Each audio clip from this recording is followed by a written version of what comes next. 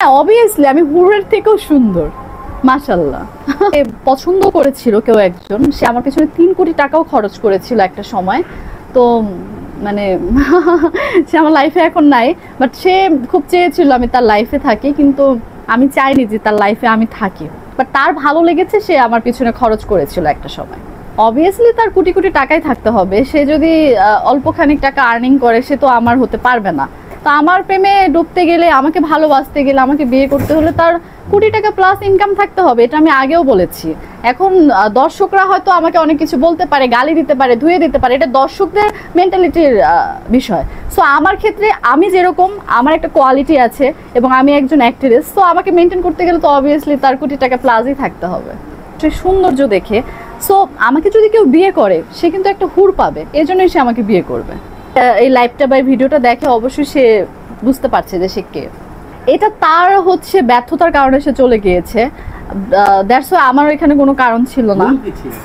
ভুল হয়তো বোঝাবুঝির কোনো বিষয়ে ভুল ছিল না। এখানে ফিরে আসার কোনো চান্স নেই। আমার জায়গায় আমি আলহামদুলিল্লাহ অনেক ভালো আছি, তার জায়গায় সে ভালো আছে, এই তো সত্য কথা।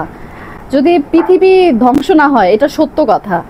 আমার পিছনে খরচ করেছিল 3 কোটি টাকা এবং সে আমাকে অনেক লাভ করেছিল, বাট আমি হয়তো তার লাভটাকে মূল্যায়ন করতে পারিনি, ভালোবাসতে পারিনি। হয়তো আমার ব্যর্থতা ছিল কিছুটা। তার জায়গায় সে ঠিক ছিল, তবে আমাদের মিসআন্ডারস্ট্যান্ডিংয়ের কারণে হয়তো বা আমাদের গ্যাপিংটা হয়ে গেছে।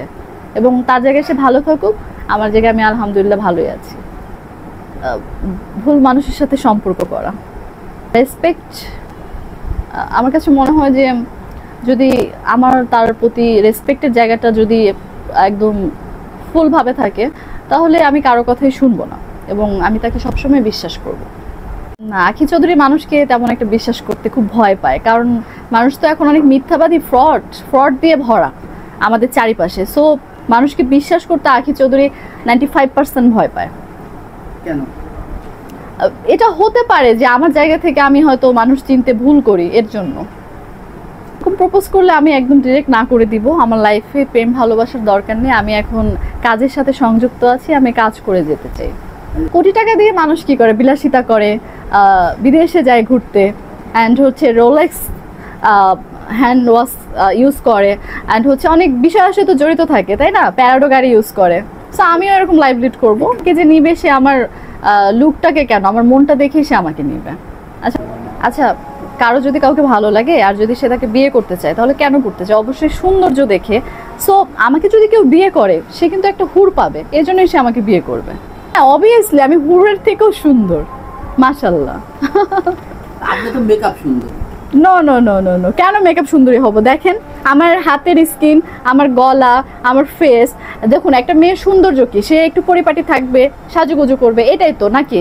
সো আমি যেরকম গেটআপে আছি, মনে হয় কি যে আমি আটা ময়দা মেখে এখানে বসে আছি? আমার কাছে মনে হয়েছে যে না, আমি একটু চোখে কাজল দিই বা ইউনিক কিছু, একটু ডিফারেন্ট লুক ভেরি করি, এতটুকু তো, দ্যাটস ওয়াই, আর কিছু না। অবভিয়াসলি এটা বলা ভুল হবে, তবে আখি চৌধুরীকে যে পাবে, সে একটা হুড়ি পাবে। টাকা পয়সা থাকতে হবে তার 1 কোটি প্লাস। আমি যেহেতু একজন অ্যাক্ট্রেস, নায়িকা, সো আমাকে মেনটেন করতে গেলে, আমাকে ক্যারি করতে গেলে অবভিয়াসলি তার আর্নিং সোর্সও তেমন থাকতে হবে।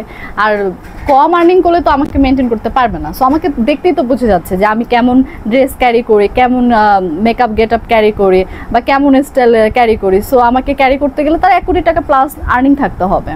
আমি এটা বলেছি যে আমাকে একটা সময় একটা ছেলে অনেক লাভ করেছে, সে আমার পিছনে 3 কোটি টাকাও খরচ করেছিল, বাট আমাদের ভিতরে মিসআন্ডারস্ট্যান্ডিংয়ের জন্য আমাদের এই সম্পর্কটা বেশি দিন পর্যন্ত যায়নি। সো তার জায়গায় সে হ্যাপি আছে, আমার জায়গায় আলহামদুলিল্লাহ আমিও ভালো আছি। প্রথমত আমি মানুষ, আর দ্বিতীয়ত আমি একজন অ্যাক্ট্রেস। সো অ্যাক্ট্রেসের প্রতি সবার আগ্রহ থাকে অন্যরকম। আর আমাকে কেন মানুষ বিয়ে করবে না? আমি কি দেখতে সুন্দর না? আমি তো অবশ্যই সুন্দর। সুন্দর না হলে আমি কেন নায়িকা হলাম বলেন? আপনাদের কাছে একটা প্রশ্ন থাকলো। আর থার্ড কথা বলবো যে আমাকে বিয়ে করবে, সে কিন্তু আমাকে বিয়ে করবে, সে কিন্তু একটা হুর পাবে, তাই না? বলুন মেকআপ সুন্দরী, আপনি বলুন তো যে আমার ফেস অ্যান্ড আমার হাত, দুটার ভিতরে ডিস্টেন্স কি আছে বলেন? আপনি তো হাতেও মেকআপ করেন। না না না, আমি হাতে কোনো মেকআপ করি না, আমার হাত ন্যাচারাল। আপনি দেখুন, এই যে আমি আমার হাত দেখাচ্ছি, আমার গলা দেখাচ্ছি। সো আমি এটা কিন্তু আগেও বলেছি যে একজন মেয়ে হলে তাকে কিন্তু অলওয়েজ পরিপাটি হয়ে থাকতে হয়, সে ঘরে থাকুক বাইরে থাকুক।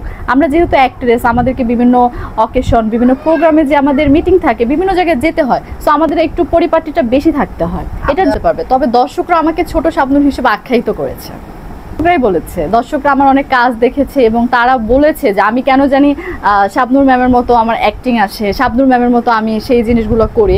অ্যাকচুয়ালি কিন্তু তা না, আমি শাবনূর ম্যামকে ফলো করে ইন্ডাস্ট্রিতে এসেছি, তাই বলে কিন্তু আমি শাবনূর ম্যামের মতো যে অ্যাক্টিং করতে পারি এটা সম্পূর্ণ ভুল ধারণা মানুষের।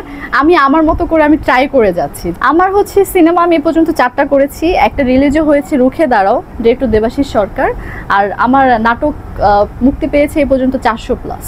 আমার হচ্ছে সিনেমা আমি এ পর্যন্ত 4টা করেছি, একটা রিলিজও হয়েছে রুখে দাঁড়াও, ডিরেক্টর দেবাশিস সরকার, আর আমার নাটক মুক্তি পেয়েছে এ পর্যন্ত 400+।